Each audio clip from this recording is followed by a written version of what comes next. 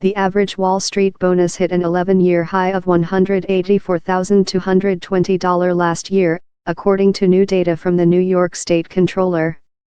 That's largely because profits at Wall Street trading firms rose 42% in 2017, to the highest level since 2010. Public U.S. companies are on track to buy back a record $800 billion worth of their own shares this year, which would be a new record, according to J.P. Morgan Chase. That's largely because of the new cash freed by the sharp drop in business tax rates Trump signed last December.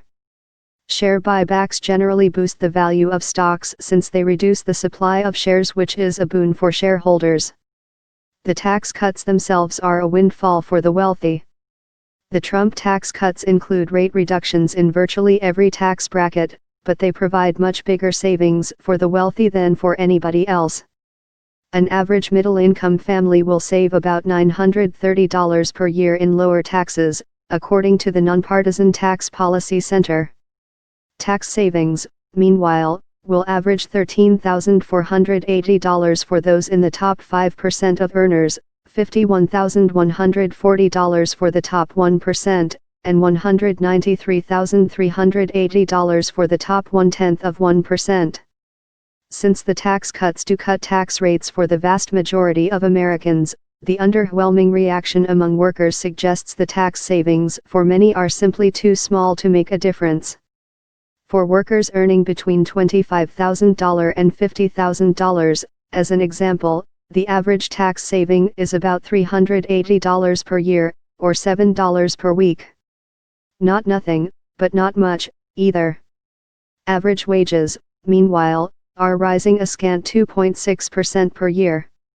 Trump says some of his policies, including the tax cuts and new tariffs he is imposing on imports, will take time to benefit ordinary folks. But he doesn't have that much time. Voters will render their first judgment on Trump's policies in this year's midterm elections, when they'll decide whether Democrats should displace Trump's Republicans in control of the House and Senate.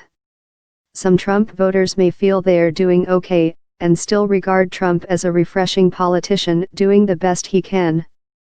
But others seem likely to demand results accompanying Trump's rhetoric lauding the working class. He's got 8 months to convince them. Confidential tip line, Rick Newman at News Pulse.